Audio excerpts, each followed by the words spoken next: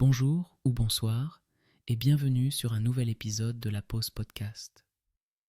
On se retrouve aujourd'hui pour découvrir ensemble l'histoire fascinante de la règle graduée. Imaginez-vous dans un environnement serein, un doux bruit d'eau qui coule en arrière-plan, tandis que nous nous immergeons dans ce récit. La règle graduée, cet outil si simple et pourtant si essentiel, n'est pas qu'un instrument de mesure.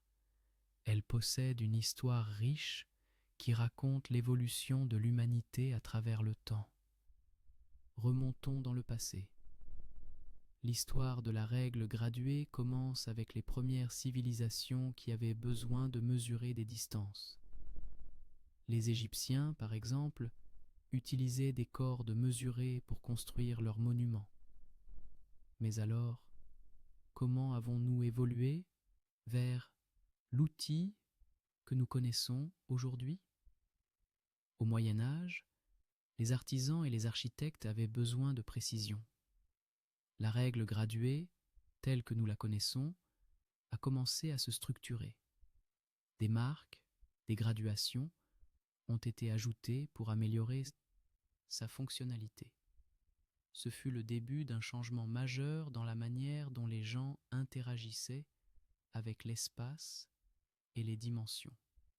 Pensez à ces moments de créativité paisible que vous avez probablement vécus, scènes où vous tracez des lignes avec soin, des esquisses de vos idées, des plans peut-être, utilisant une règle pour vous guider.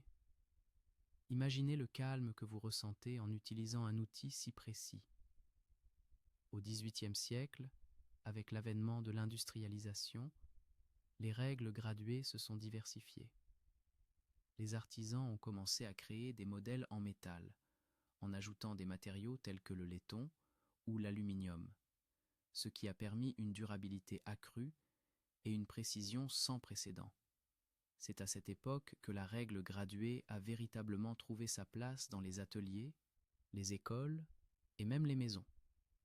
Et aujourd'hui, cet instrument est omniprésent.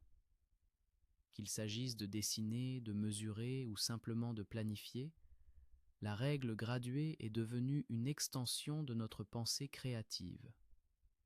Pensez à toutes les fois où, avec un simple mouvement de poignet, vous avez fermé les yeux et laissé votre imagination prendre le contrôle, permettant à cet outil de donner vie à vos idées. Alors, que vous soyez un artiste, un architecte, ou simplement quelqu'un qui aime s'adonner à des projets créatifs, la règle graduée a une place dans votre histoire personnelle. Elle symbolise non seulement la mesure, mais aussi la précision, la patience et, au final, la beauté de créer. Pour terminer cet épisode, prenons un moment pour apprécier ce que cet outil a apporté à notre façon de penser et de créer. Fermez les yeux et imaginez le doux frôlement de la règle contre le papier, laissant derrière elle un sillage de créativité. Merci d'avoir pris le temps de vous détendre avec nous aujourd'hui. J'espère que vous avez apprécié notre voyage à travers l'histoire de la règle graduée. Jusqu'à notre prochain épisode, prenez soin de vous et restez créatifs.